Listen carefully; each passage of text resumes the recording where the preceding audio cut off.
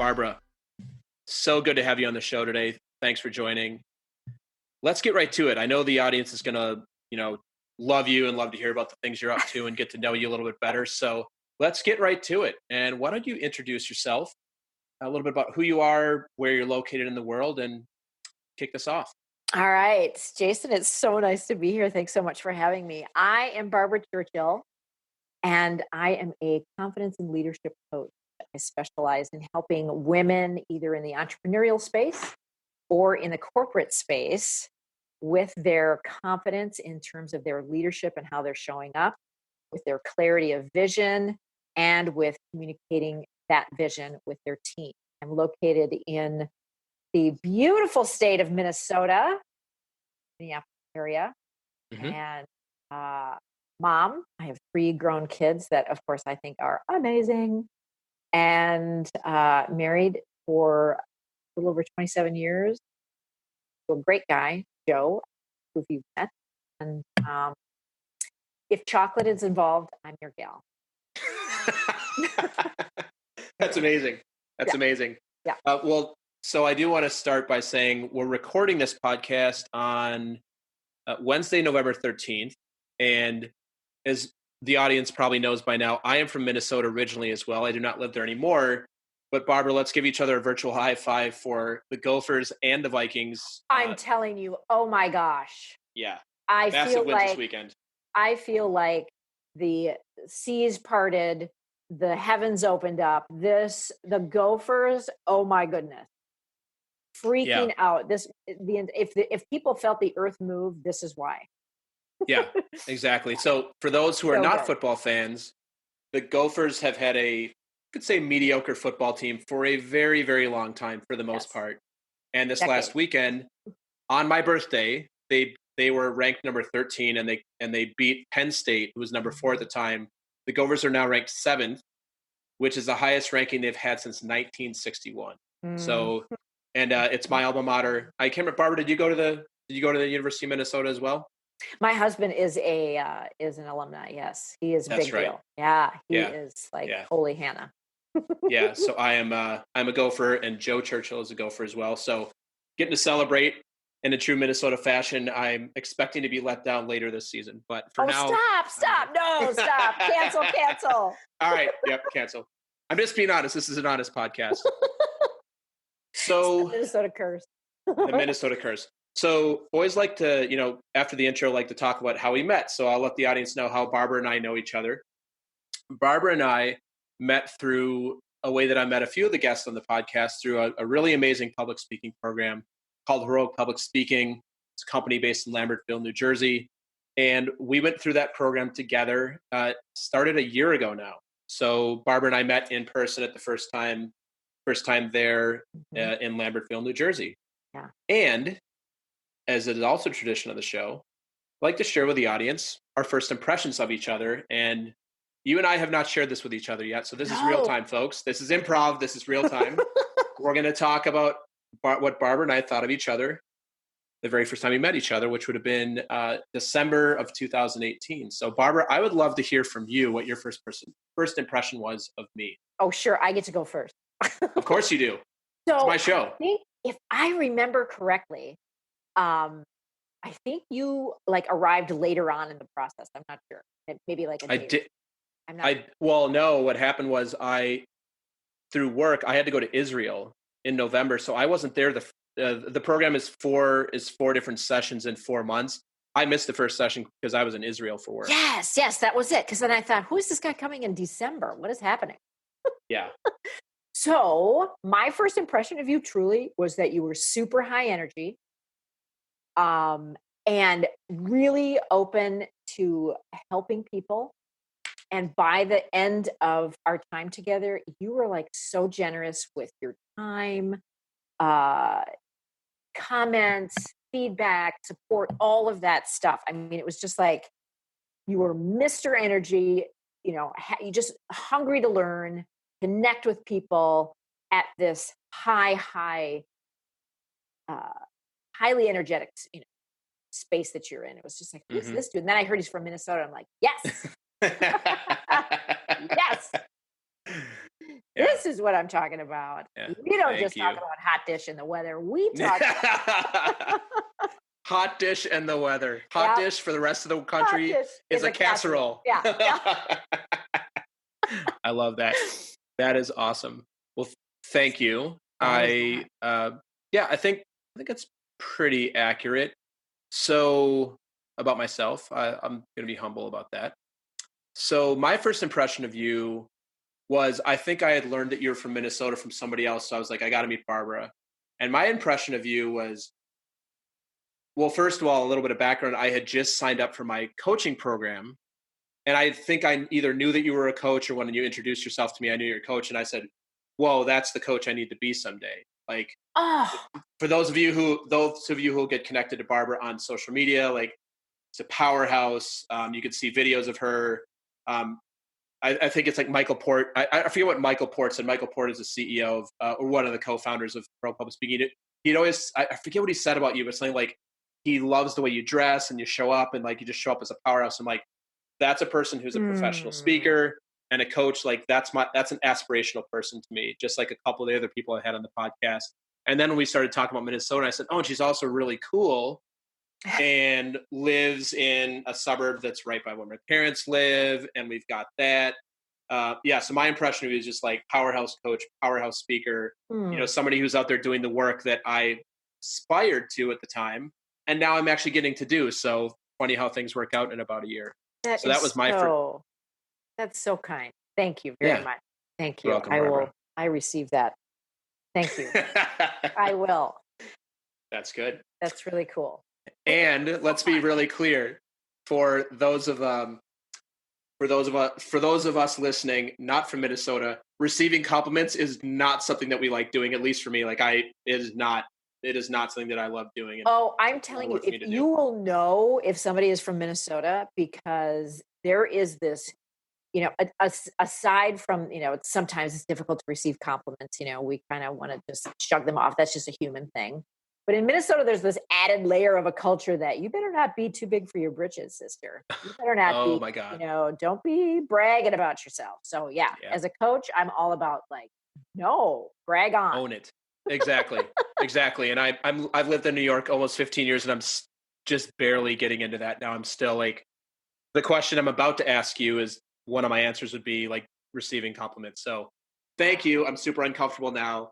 Now we're gonna make the rest of this about you, so you don't have to compliment me anymore. Yeah. So let's kick this off. And I am again to say I'm thrilled the audience is gonna love you.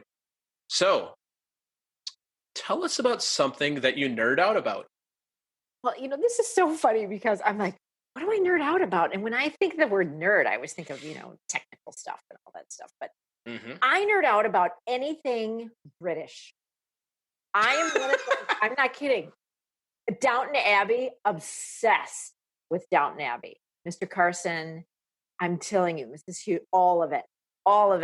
Lady Mary, I love the Dowager. I'm telling you, I can't even tell you how many times I've seen the entire series. And then I at public radio or public TV, I'm a member. I'm a sustaining member. And then when I saw that they had Downton Abbey tickets to the premiere, I'm like, how do I up my membership? What is happening? How do I get that? So I raised my level of contribution so that I could go to the premiere, and I went on Amazon and got an entire Dowager, outfit, complete with tiara. I had the gloves, I had the ring, all of it. It was amazing. Yeah. And so we showed up at the premiere, and I'm like, doing the Queen's Way. It was fabulous. So anything British. I watched The Crown. I'm so excited that it's coming out on Netflix with the next season. Yeah. We have a change in the royals. Anything I got up and watched the wedding of Charles and Diana. I watched William and Kate. I watched Harry and Meghan, complete with my tiara, my tea, my scone, my ring. Oh my God, it's amazing. It's 3 a.m, and I am watching it. It doesn't matter. My family thinks I'm okay. I'm gonna challenge you. Anything British? Well, tastefully, right? I mean, I don't want to offend anybody, but I think their new prime minister is a bit much, but you know. I was just going to ask if you're a Boris fan. That's exactly where I was going. No, I think Like, I mean, that could be certainly a different show. Yeah.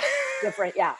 Yeah. Because there would have to be some throwdowns, you know. In Minnesota, we have a lot of hockey. So they like, you know, the gloves come down. Yeah, that would be like, this guy is. Yeah, that's funny. So are you also, well, I had no idea that this was going to be your answer because I don't ever get the answer. This is amazing. Are you also like a big, like British, like Notting Hill and Love Actually? And are you a fan of like all those types of movies that take place in England as well? All of the movies that are in England. And I can't, of course, think of the one that is popping into my brain. But anything that has to do with England, it's just so fascinating. And it's not because my last name is Churchill. Mm-hmm. That's my married name. I'm a Burns, and that's Scottish. Yes. We're related to Robert Burns, the poet. Nice. So this is just going to be a trip. My husband and I are like planning, okay, we're going to do all the British Isles, and I am going to rent a house or a room at the castle where Downton Abbey was filmed. Because I'm not surprised. And stay overnight. It's like, are you kidding? Yeah, that is, I love this answer. This is striking something for me. And I was talking to my friend about this last week. A huge trip for me is when you see actors that play these iconic American roles and then you find out they're really British. I'll give you two examples.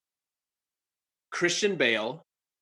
I picture him as like, you know, Batman. He's played, you know, like in The Fighter. And then you hear him talk. He's like very posh British. And the other one that throws me for even more of a loop is Damian Lewis from Band of Brothers and from Homeland and from Billions. He plays these iconic American characters. And when you hear, like, he went to Eton, like the prep school where all the princes go to. And when you hear him on talk shows, you're like, or Idris Elba is another one. If you ever watched The Wire. And then you hear these people talking, you're like, where did you come up with this really posh British accent? Because you play these characters that are so not British. And it always just throws me for a loop that, like, especially Christian Bale, to think that he's like a posh British person. It's funny that you said him because he was the first one that came to my mind because he's got that movie with Matt Damon that just came out about the race car, Ferrari versus Ford, vice versa, whatever it is. And I'm listening to him and I'm like, oh, how do you do that? How do you sound like an American? And then, you know, in the movie, and then, oh my God, I mean, he played Dick Cheney last year. How American is that? I know. I mean, seriously, he like lost 70 pounds after that. Yeah. To play the Ferrari guy. I mean, yeah. God, that's just crazy. But I have to tell you, the caveat of this love of British stuff is also that I be incredibly annoying because I will pick up an accent very fast. And so you're like Madonna. South, I'm going to like Madonna. Well, I don't know about that, but well, she had a British accent for a while, even though she's from Detroit, which is very strange. I know, but I don't want to be annoying like that. But I'm not kidding you. When I'm in the South, I sound like that. I was up in Canada for a week. Oh my gosh! At the end of it, I'm like, hey, you know. I mean, it was crazy. So I want to make sure that I coach myself thoroughly before I get there. And my husband has permission to poke me every time I start to be annoying. Yeah. What happens when you're doing public speaking? Do you pick up an accent when you're speaking? If you're speaking somewhere that isn't. Here's the fun thing about public speaking. You can do characters. You better believe I've got a British character in my head. Of course. No doubt. I have not seen that character. You know, okay, she's ridiculous, but that's fine. I don't care. I'm having fun. Yeah, you're performing. You're a performer. That's it. It's fantastic. That's it. So, for those in the audience listening, Barbara is a fan of the Brits and of UK culture. If you haven't picked that up yet, definitely something you nerd out about. Hilarious. I did not know this about you. I know you went to the Downton Abbey premiere, but I did not know that this was like a thing for you. So this is fantastic. Yeah, major. Awesome. Next question for you. And I want a different answer than dressing up in full, 1910 or 20s gear. Okay. What's something that's inside of your comfort zone that might be outside of somebody else's comfort zone? Oh, I'm going to go with the first thing that pops into my head, and that's speaking audience. Because so many people are afraid to have public speaking. And for me, it's like, give me a microphone, let's go. I I really love it. I love, I'm kind of a ham anyway. I wanted to be an Hmm. actor as a kid.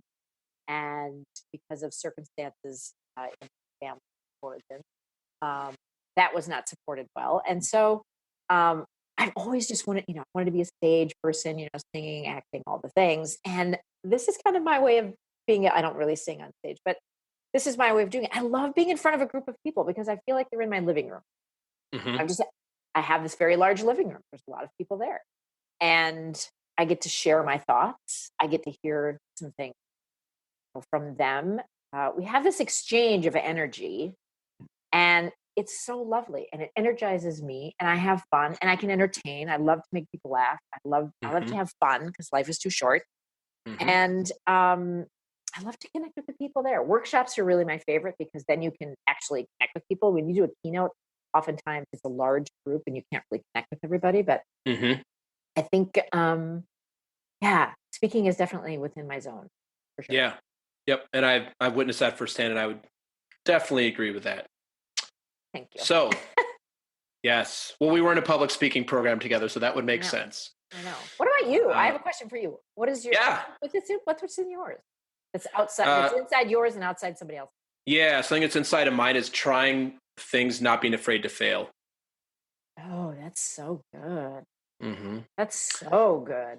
I'm glad you asked me. Actually, I sent a gift to my friend last night, and I said, "This is kind of how I do most things." And it was a gif of a dude jumping off a diving board and belly flopping into a pool. And the analogy for me is like, yeah, I'm gonna jump. I'm gonna do it.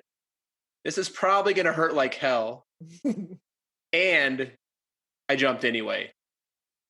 So I love that. What a yeah, fabulous thing because that is like your philosophy in life. yeah, You and I talked earlier about your decision to move to New York and all the things there, and that yeah, would like so not be in my comfort. yeah, I like, yeah. you know, stability. I like, familiarity. I like the roots. I like all of those things. I love to travel, Mhm. but I like, Mhm. Yeah. So I think that's mine. And I mean, we all have a bunch of things. So let's do the reverse for us, and let's hear about something, or maybe expand on what you just mentioned, something that is outside of your comfort zone that might be inside of somebody else's. well, I'll tell you, when I thought of this, I thought, okay, downhill skiing is like, but I'm not sure how incredibly cerebral that is, right? I But have to tell you okay. something hilarious. That's the second time I've heard that answer in 3 days. That's hilarious. But seriously, think about this now. And I'm a Minnesota girl. We don't have mountains here. We pretend Hmm. we do, but we don't. But you're in the cold weather. You are putting on all the clothes, layering up, and long underwear and your ski pants. And then you have the sweater and the long underwear on top. And then you have a jacket or a vest. And then you have a hat and you have these gloves that you can barely move your hands in. And then you use these poles that really don't bend or do anything for you. And they're hard because you have to put a loop around your hand. And God forbid that anything happened because now it's going to be flying all over. Then you get on a chair or in one of those glass enclosed things and you go up this massive mountain. You get off with these wooden, slippery sticks on your feet, and then you descend and you're bumping around. You could fall, you could turn into a huge snowball. I mean, I just think to myself, why? When there is this perfectly good chalet with a fire and cocktails and I mean, food. I chalet really, really well. I look really cute in my outfit, and I'll sit by the fire and have a hot cocoa and read a book while y'all are out there being silly. And then when you want to come back in, let's have a thing. But I mean, so that was the first thing that came Yeah, to that's great. my head. And I'm sorry for all your downhill. I think and maybe it has to do with I don't want to fall or, you know, that's just, but it looks ominous to me to Yeah. maneuver down this run. And people are just having so much fun doing it, I can tell. But that's like, no way. I would rather go scuba diving, go snorkeling, and those things scare me too. Not snorkeling, but Yeah. scuba diving, Yeah. that just to me seems safer. If I have an issue, I can go straight up and I'm good. If I have an issue on the side of a mountain, I got to go down. I got only one choice: keep going down. And that's just, I don't know. It just isn't. That's amazing. I coach to coach, we'll use a little coaching lingo here. I think you either need a reframer on what skiing is like, or you just need to say, I'm never doing it again. I like the little wooden things on your feet. They aren't made of wood. And Aren't they any, fiberglass. This is what I don't even know. See, this is Right, how ignorant I am. Hey, that's great. So then, I think there's plenty of places, plenty of chalets for you to hang out at. And I think, as a skier, and I don't do it much anymore, but I appreciate when people aren't on the slopes and in my way. So thank you for being one less person that I have to avoid on the slopes. So thank you for being a service to me. Thank you, because I'm just trying to, we don't need any more stress in this world. Keep Barbara. Exactly. Yeah, keep you off the slopes. And I believe there is zero skiing in England, so that's probably perfect as well. There's no skiing in Downton Abbey that I remember. Never. So I guess I have to answer this question as well, because I think you're going to throw it to me if I don't anyway. Yes. So for me, something that is outside my comfort zone, I got a couple things come to mind. One I mentioned earlier, do not like accepting compliments. I think it's a family of origin thing. It's a cultural thing. This doesn't sit well with me. I don't like accepting compliments, but I'm working on, to the word used, I'm working on receiving and saying thank you instead of, it's no big deal. Oh yeah, it was nothing. Discounting myself, discounting that. And then the second thing I think also is cultural, is like, I really hate talking about money. And that's so common. Yeah. And what's interesting is, and I think, I grew up in the culture. My parents are originally from Kansas. My grandparents are from Kansas. My great grandparents are actually English as well. So it's the reason I love you. Brownrigg was their. It's actually my step great grandparents, but their last name is Brownrigg, which is very English. And money is just not something that was ever talked about in my house. And there's nothing wrong with it. There's nothing wrong with the fact that I grew up that way. But coming to New York, when people actually just ask you what you make, I don't even know what to say. It's so weird to me that people that some people, not all, but some people from the East Coast, they tell you what they spend on things and how much it is for rent or their mortgages. I'm just like, we don't do that in Minnesota. That's not a thing. No. Yeah, it's really not. But you know what? It's fascinating because it's almost like we've been accosted by this directness. Now, I'm a very direct person in other things, but there are certain topics that you just kind of you are taken aback because it's not part of the culture of how we grew up. So that's groovy. But I want to go back to this receiving thing because I think I learned this, and I wish I could attribute it to the person I learned it from. It's been so long.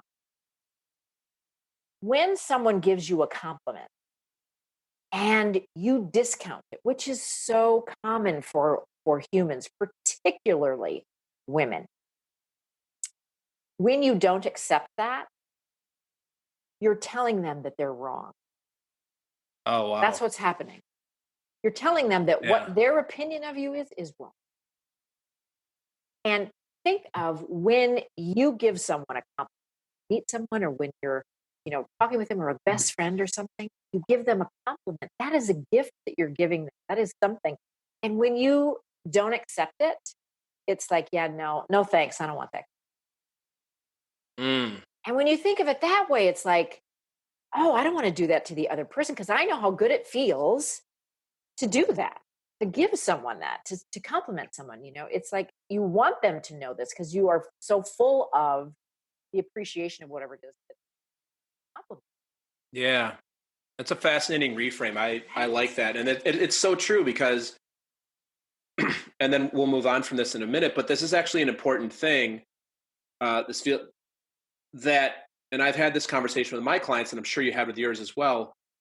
The other thing culturally, and again, I'm stereotyping Midwestern culture, Minnesota culture, but this is generally the people that, like the way I grew up and everything is like, I love to give other people compliments. I'm very uplifting. And like you said, like I want to tell other people how much I like them and all the things they do well. But when people do that for me, I don't like to hear it, but they're just me doing that for me, and they're getting the same value that I get for doing it for other people. It's like it's a very like blinders on approach, I think. Yeah. So Barbara, you're making me think about how I can continue to work on this, because it's a work in progress. I'm still Yeah. not great at it. Still not great Yeah. at it. But Yeah. I'm glad you asked me these questions, because why don't you just take over? You just take over the podcast. And, what else do you want to know about me? Maybe that's a whole nother episode. I'll come back and I'll interview you. Yeah. And on that note, we're going to talk about Barbara. Don't ask me anything else the whole time, because it's not about me. No, but it's no, but thank you for actually saying that. And I think that's valuable to the audience to think about, like, what do you do when you get compliments? How do you like to give compliments? And do you receive them? And think of it as like, when you don't receive them, and you almost, in a way I'm hearing it, it's almost like you're arguing with them. Yeah. So like, well, no, it's not really, like, okay, Yeah. you're not trying to. And it actually it makes you smaller, and it probably doesn't make them feel good, versus thank you. Mm-hmm. Mm-hmm. And then you go beat yourself up behind closed doors. Sure. Yeah. Yeah. Very Because cool. here's what it is. It's their belief and their experience of you. That's right. So it doesn't matter what you think of you in that moment. They are sharing their belief and their experience of you, and you need to just be gracious and say thank you so much. And Yeah. even if you don't believe it at the time, when you continue to practice that, pretty soon it's going to be like, damn, Yeah. pretty darn cool. You know? Yeah. Yeah, exactly. That's thought-provoking stuff. I hope, I know I got something out of that. I'm sure the audience will as well. Take your compliments, people, and say thank you,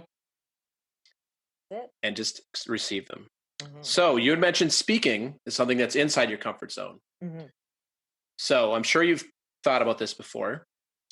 And so the question I have for you is, I'm going to give you 5 minutes to give any speech you want, and you have the world as your stage. So you get to broadcast across the globe.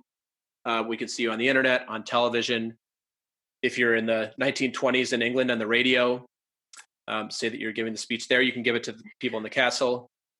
What would you give your speech on, and why? Such a good question. And I know exactly what I would, and I've developed it, as a matter of fact. It's all about trusting that inner wisdom. Mm-hmm. And this might sound like, oh, la la la, that's coachy stuff. But truly, my experience with this has been major at certain points in my life. One in particular was in January of 2009, when it was a cold morning, and I'm just laying there doing my morning routine, doing my journaling, reading my book. All of a sudden, I hear a voice in my head say, "Take them off. It's time." And what was that? Take off my glasses? What is happening? And then I kept hearing that message throughout the next few weeks. I'm making spaghetti sauce. I'm in the shower. You always get those great, moments in the shower when you have mind-blowing realization. And I figured it out because I had a breast self-exam card in the shower. It meant, take my breasts off. It's time. Now, I'd had a history of all kinds of tests and biopsies and all the things for the last 20 years. And it really, nothing ever came of it. Everything was clear and it was always good, but it was so stressful. Every 6 months you're having a mammogram and then you have to have a test. It's like, so when I heard that, it just made complete sense to me. And I thought, yeah, go. So long story short, had several doctor appointments. They all agreed with what I should be doing. And I went and had a double mastectomy proactively. And turns out it was one of the smartest things I ever did, because when they do that surgery, they send the tissue off the lab. I'm getting chills right now. I'll never forget when my surgeon called me. I'm sitting, in a lazy boy, because that's what you have to sleep in for 6 weeks. She calls me and she's out of breath, and she said, "Listen, I'm between surgeries, and I just had to tell you, I'm so glad that you did what you did, because you were a ticking time bomb." And I was like, what has happened? He goes, you had breast cancer, and I'm so glad that you did this. And I was You like, actually had breast cancer? yeah, My yeah. God. So I get emotional talking about it because it's just like that inner wisdom saved my life, right? Um, I have had several instances, not quite as dramatically as that, but we all have this voice that we have, this wisdom. We look to the outside world for approval, for what we should do next, for all of these things, when really we know what's best for us. Nobody else does. We know this. And it's not a muscle that we exercise off all. What we typically do is listen to that critical voice that's a whole lot louder, a whole lot more negative. That's how we run our life, through that lens, instead of through the lens of what is really best for me. What do I know for sure? And going within, finding that wisdom. Mm, So that's, it's amazing. I think when we do that, because there's so much noise now, because our world is 24/7, everything electronic, social media, all of these things are wonderful. And we have all these high anxiety rates, depression rates, suicide rates, bullying rates. All these things are amping up. And it's because we're looking to the outside to validate, affirm our value. And what we need to do is look inside, just have knowing that we are enough. We are worthy.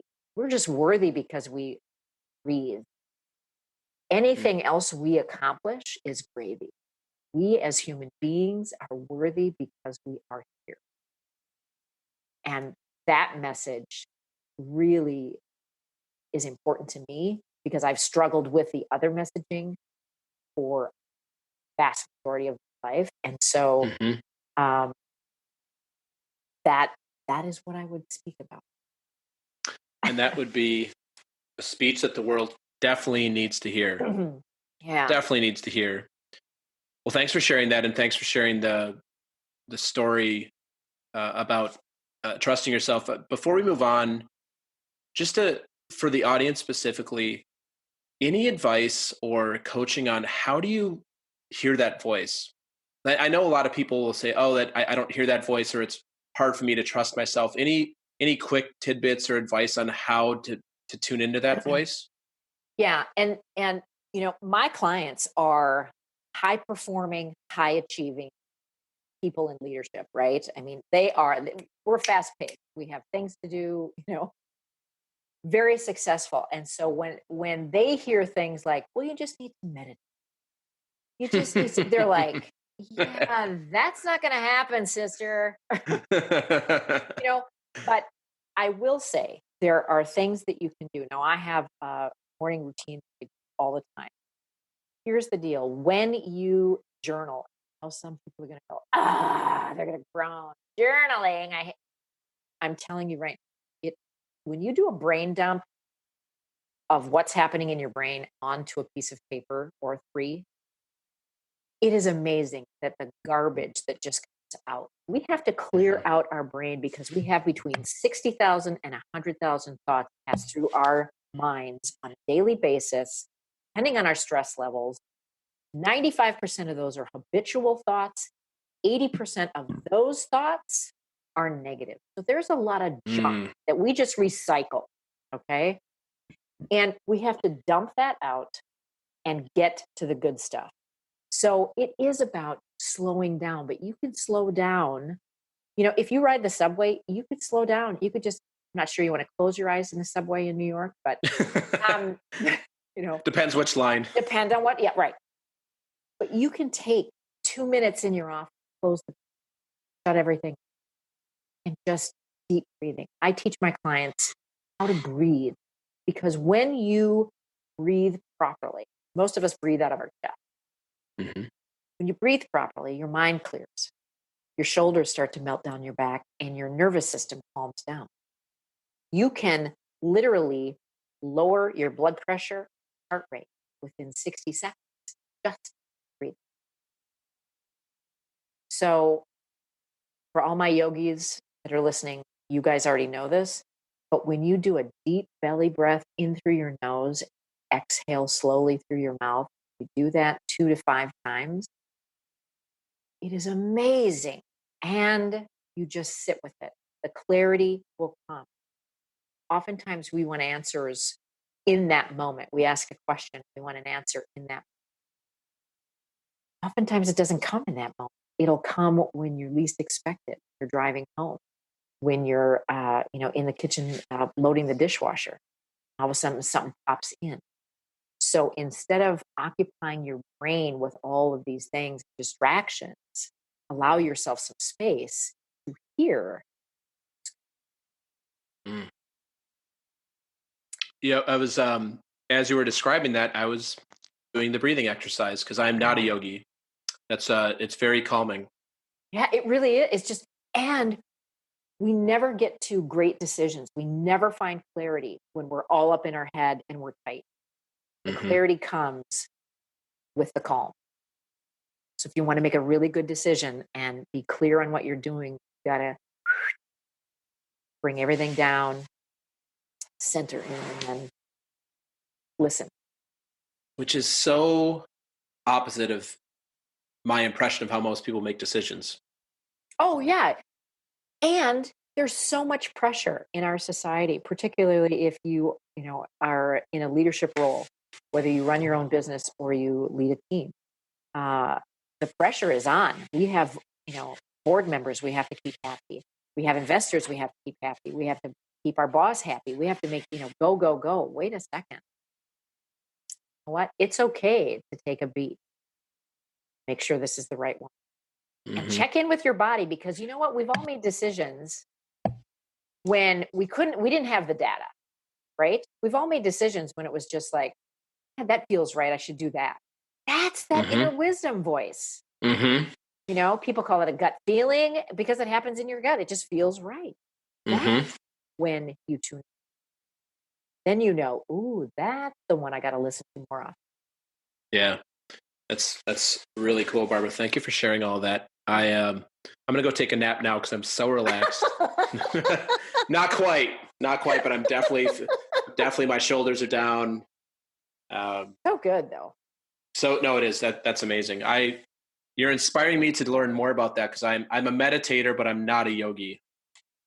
Oh, but you know what? You got the meditation thing going on. Awesome. Got the meditation thing going on. Yeah. Yeah. Yoga is just about, to me, it's just like a spiritual massage. Just going. Flexibility, strength, just being. It's amazing. Yeah. Yeah, it's really cool.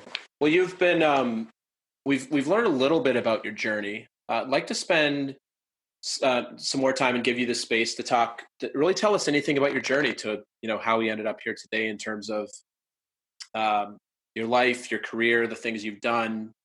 There's nothing off limits here. So anything that you'd like to share with the audience around Barbara, we'd just like to hear about, how we got to today, how you got here today. Okay. Well, it's funny because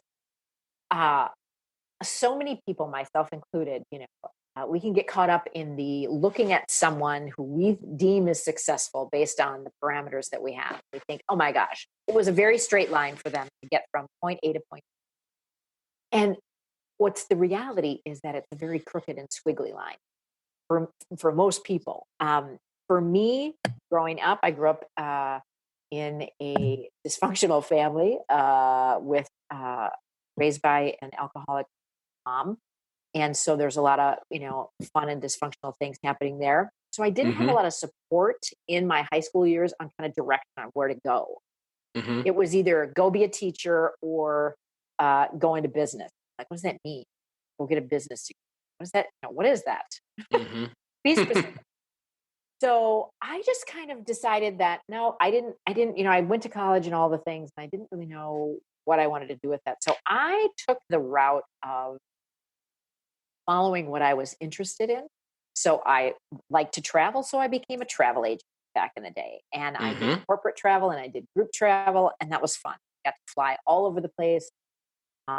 this was back in the day when they still assigned, you had a dinner. It was kind of a mystery food thing going on, Mm-hmm. but at least they fed you. And but that was a And blast. And and you got a cigarette with the dinner if you wanted, right? you know what? There was smoking in the back. That was hysterical. Yeah. I'm like, what? Yeah. We are loaded with fuel. What is going on with that? But that was the deal. So, and then I got married, started having kids, and wanted to be home with my kids, but still wanted to be a vital business person. So that's when I got into owning my own business. And I was in direct sales for 10 years and built a large organization there, had a blast, trained at conferences and all those things. It was so fun. And then got into real estate because, again, passionate about houses and helping people. All of this is service based in my mind. I've always been a service based person. So how can I help you become a better person? How can I help you find a house? How can I help you? And I was always coaching. So it led me to coaching. And I will tell you, that has been the most amazing experience, because when you help somebody to completely change how they think and how they see the world to benefit whatever goal it is that they're trying to attain, when they get unstuck, it's just that that is the best. That is the best feeling ever. Mm-hmm. I was talking to a client in Napa Valley the other day, and he's a senior VP. He's got kids. His job is so much now. He works 15-hour days. He hardly sees his kids. He's lost what his values are. I mean, he knows what his values are, but he's not living them. And so there's so much disconnect and there's so much stress and all these. And it was like, when you hold up a mirror, here's what's happening. Here's how we can get to where we need to go. There's a gap. Are you willing to walk with me and do the work to bridge that gap? When people are willing to do that, anything is possible. Anything is Mm-hmm. possible. So because of the fact that I have a ham, the speaking thing always been something good. My husband says, if this coaching thing doesn't work out for you, you could always work at QVC, because you can talk and talk and talk. Still based in Minneapolis, right? And I don't know where they are. I think they're in Atlanta now, but I mean, Oh, okay. They used to film at the Mall of America. yeah. I mean, it's so yes, I like to talk, but I like to make an impact, Mm-hmm. And it's not like I've had a perfect life, because I certainly haven't. I mean, um, I had a starter marriage. Some of us do, right? You date someone for a long time. You don't see the signs of the issues, right? And then you get married. I mean, the guy brought a date to our wedding. You know what I'm saying? I mean, what is happening? What was that? I'm sorry for laughing, but I know you've been happily married for a long time.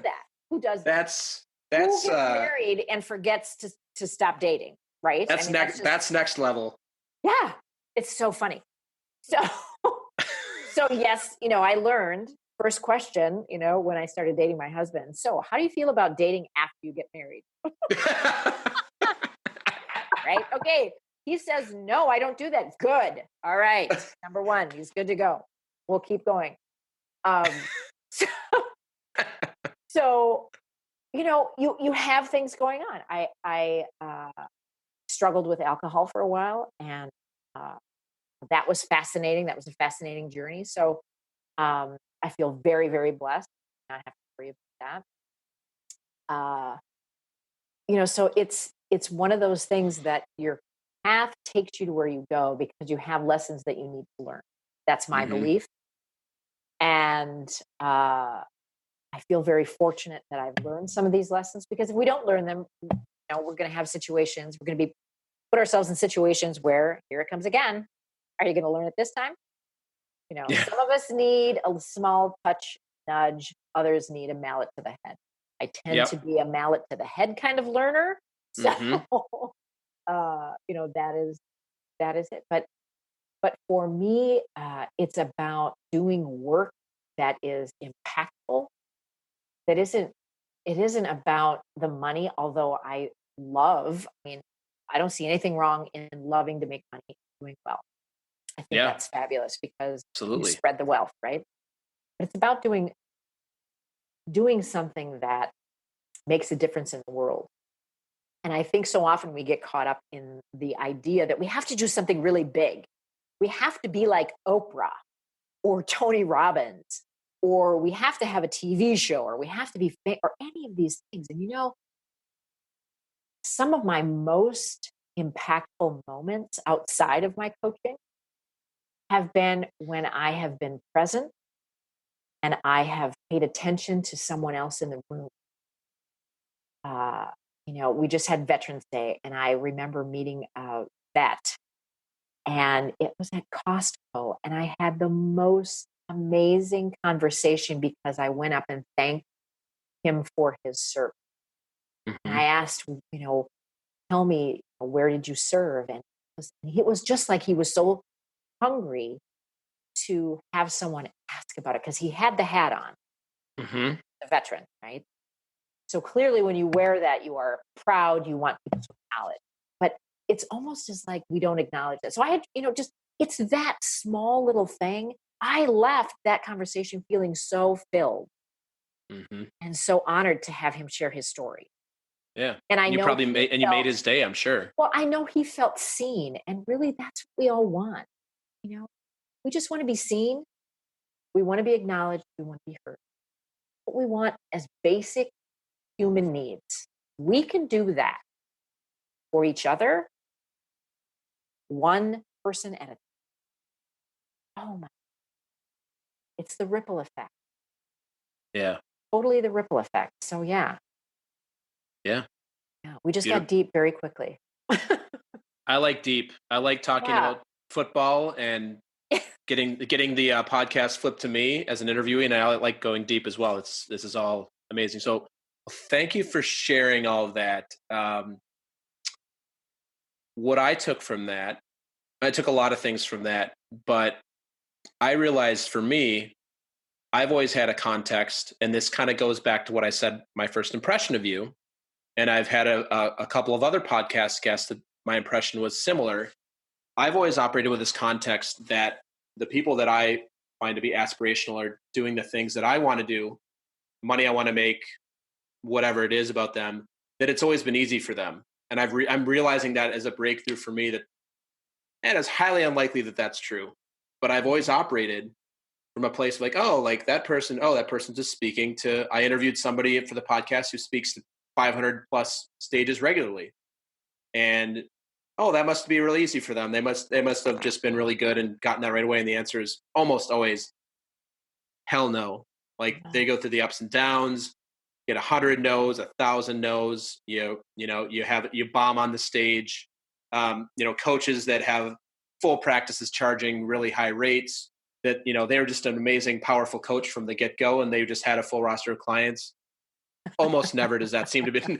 Yeah, I know why you're laughing because almost never is that the case. Well, it's actually not almost never. Never is the case because it just doesn't really work that way. But it's been a context for me. So I'm taking, for myself from this, that I'm taking, like the journey, like you don't know where you're going to go. And if you trust yourself, and this kind of goes back to your speech, Mhm. if you trust yourself and listen for that inner voice, and I would say to my clients, it comes from either your heart or your gut. Generally, like it Mhm. depends on, like everybody's built a little bit differently. If Mhm. you trust that, and you also have patience and realize it's not always going to be easy, no matter what it is, whether you work for somebody else and you want to get promoted, whether you're, single and want to meet the person you're going to marry, no matter what it is, it's probably not going to be as easy as you thought it was. And the reality is when you look at other people that have what you want, it probably wasn't that easy for them either. I'll And tell you, it's so fascinating that what we want to make this big contribution. We want to make money. We want to be successful, whatever our definition of that is. What's fascinating to me is we have this belief that it should be easy to do that. What? yeah, That's just hysterical. Wherever in is there, I mean, when we came out of the womb, there was not a piece of paper that said, yes, success and all the things worthwhile in life. It's all just going to be a piece of cake. chocolate The cake. richness We never learn when we are comfortable. You notice that? That We is don't so grow. true. We don't expand when we're comfortable. We expand when there is constraint. Cliche as it is, look at look at what happens to the caterpillar to the butterfly. What's happening? There's a lot of uncomfortableness happening in that cocoon. Yeah. And then it breaks free and flies. So the richness of the lesson, the richness of the uncomfortable comes from the journey and the learning.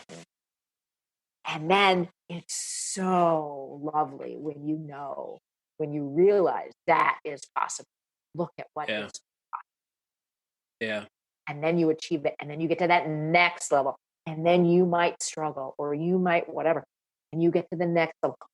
That is the juice.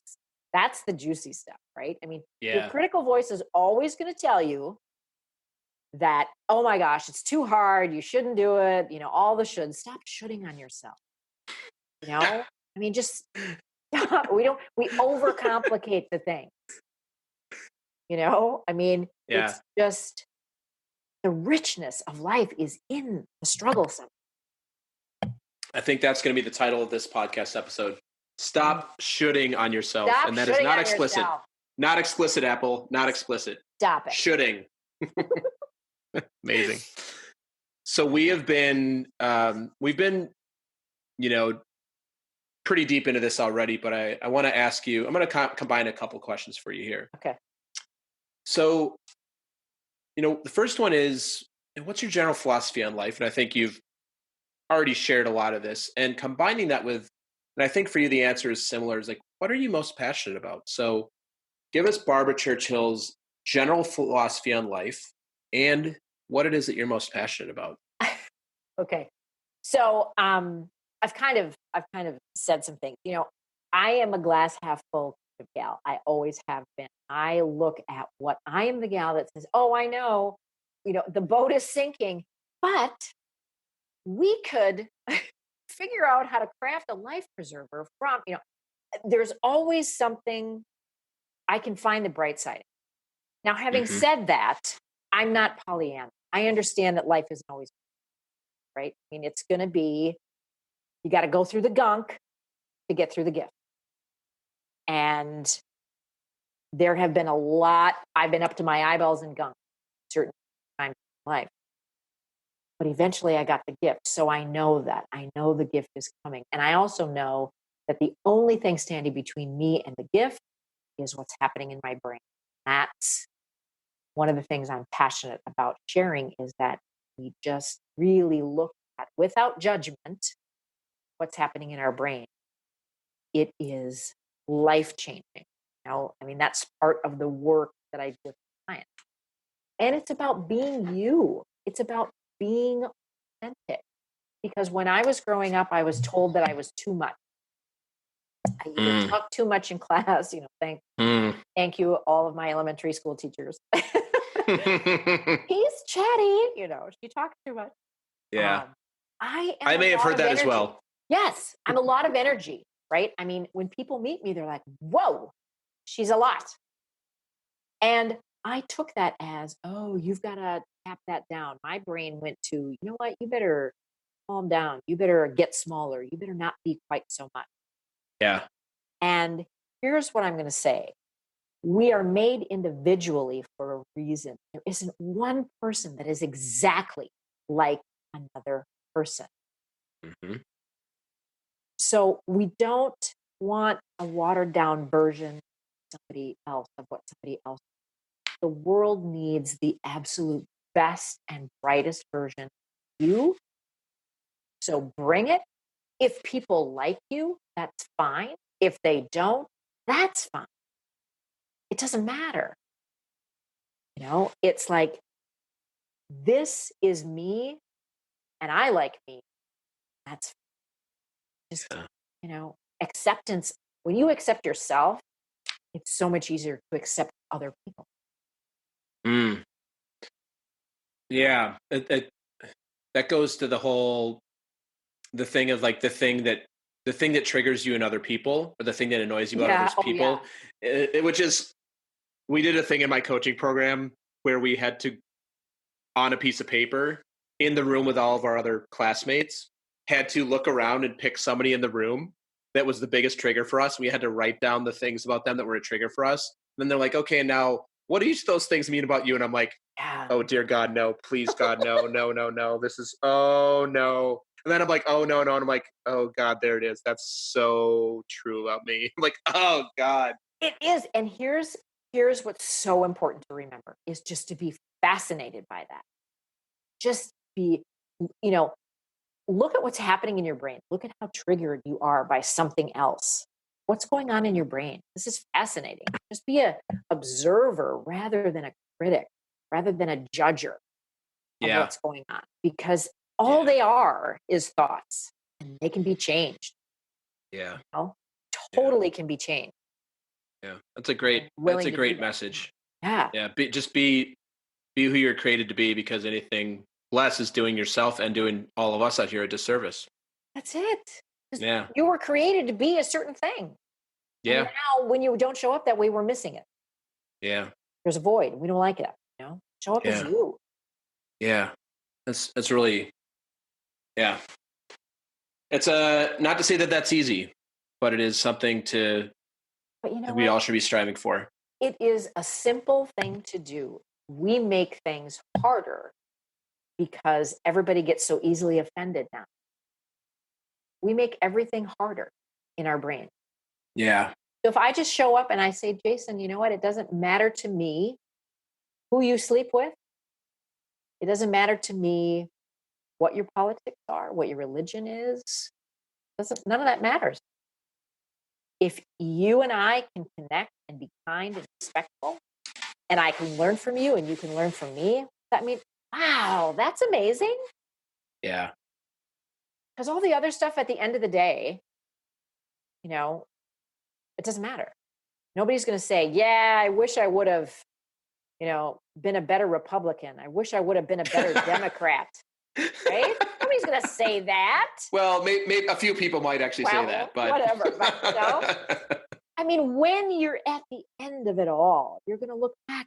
You're going to go, what mattered to me the most was connecting with people, feeling of loving someone. It's those things. Yeah. You know? Yeah. That's the real It's amazing. stuff. Yeah. Very cool. Very cool. Last couple of questions here for you. What's the thing that you're most proud of? And when I say thing, I'm actually not going to restrict you to one thing, but yeah, like, because I know there's a lot of answers for this. And I am gonna preclude one of your answers of how you looked for the Downton Abbey premiere. I know you're extremely proud of that, but I'm going to preclude that for You now. looked so good in that outfit. Yeah, and your Queen's Wave, I'm sure, was spectacular. But yeah, like what's the thing or the couple things that you're most proud of in your life? Well, you know, when I was growing up, the one thing that I always wanted to be was a mom. Mm-hmm. And I feel incredibly blessed.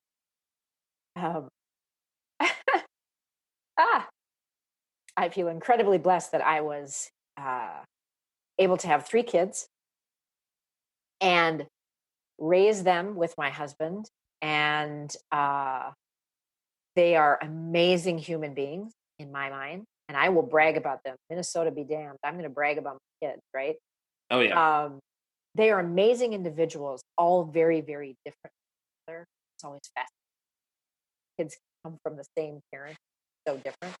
Mm-hmm. I'm so proud of them and who they are. And I am also proud of the fact that there was so much dysfunction in my family of origin that did not spill over into the family that I created, my husband. And I'm very proud of that. My kids did not have the same experience that I did growing up. I love my parents. They did the best they could with what they knew, right? And I always tell my kids, you know what? If your therapy bill total for your life is less than mine, I've done my job. That's amazing. Right? So yeah. So don't be blaming your mother. That's amazing. But But the other thing I think that I'm super proud of is my stick to it in terms of moving forward in life, because I've had some things happening in my world, Mm-hmm.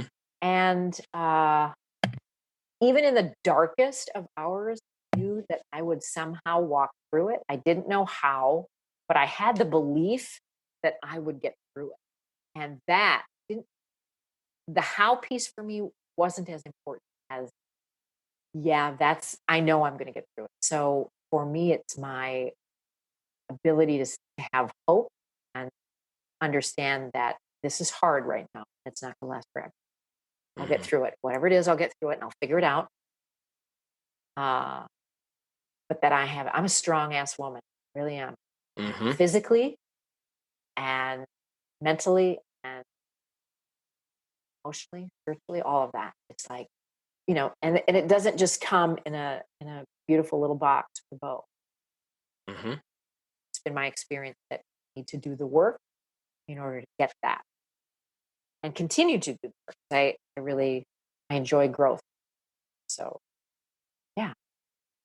Yeah. Is there anything else that you would like to share with the audience today around your story, anything you're passionate about? Really going back to anything I asked you about, did anything come to mind during the interview today that you'd like to share with the audience that's come up for you since we started?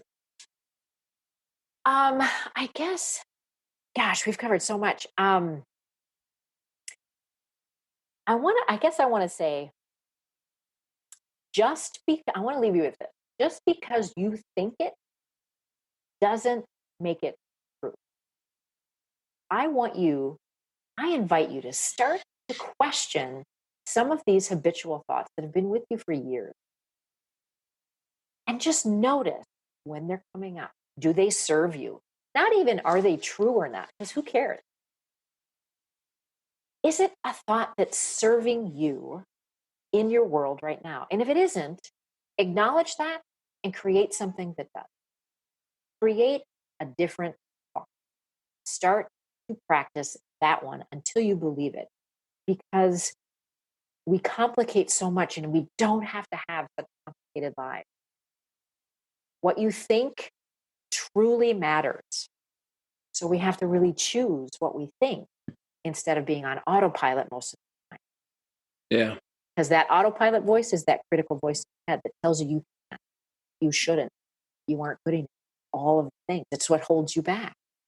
So stop believing what it tells you and start tuning in to the inner wisdom that you already have. You were born, Mm-hmm. you already have it. Because we just take ourselves far too seriously. Loosen up. Yeah. Have some fun.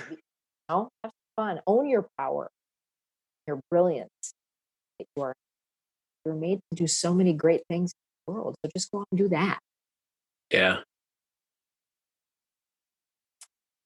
That's Great. what I got. Yeah. So where can we find you? So where can the audience find you? You can find me if you don't want to fly to the frigid north. What's your home address? Like, that's what I'm at. What's your home address? Where can we find you? You know what? I love to feed people and I'm a fabulous baker. So seriously, Okay. ever find yourself in Minnesota, you just need to come. I will not feed you hot dish, but I will feed you amazing food and you will be part of the family. You can find me, my website is barbarachurchill.com. You can find me on Facebook, LinkedIn, Instagram, Barbara Churchill Coaching, and YouTube.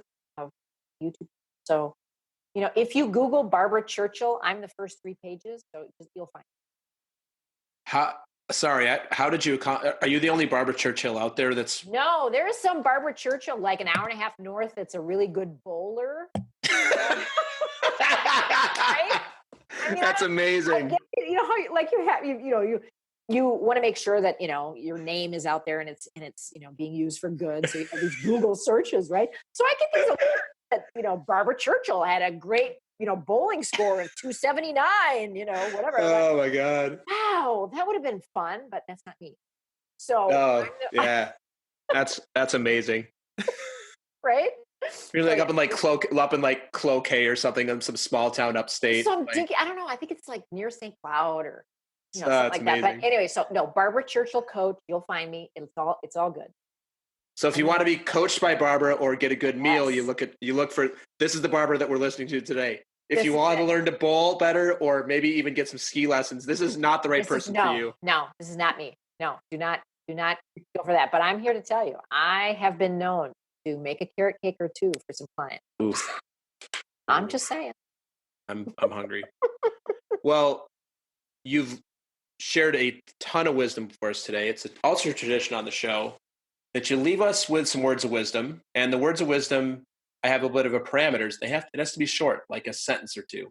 Words of wisdom, things you live by, something that the audience could throw in a Post-it note, post on their wall, keep in mind. And I have a few for you, but I want to see if you come up. I want to see if we're mind melded at this point or on the same one, because you have a couple sayings that I think would be perfect for this session, but I'm going to see if we're aligned, if we're mind melded on this. So I'm going to hand it over to you to see if you're thinking if you're thinking what I'm thinking. Well, life isn't all beer and Skittles. We are so aligned. You do you. Thinking. And that is more than enough. Thank you, Barbara. Thank you for the time today. It has been an absolute delight to have you on. You are personally an inspiration to me. So thank you for taking the time. I'm sure you've been inspiring to the audience. And just thank you again for being on today. Oh, Jason, thank you so much. It's totally my pleasure, my friend. Always happy to be with you. Thank you, Barbara. Bye-bye.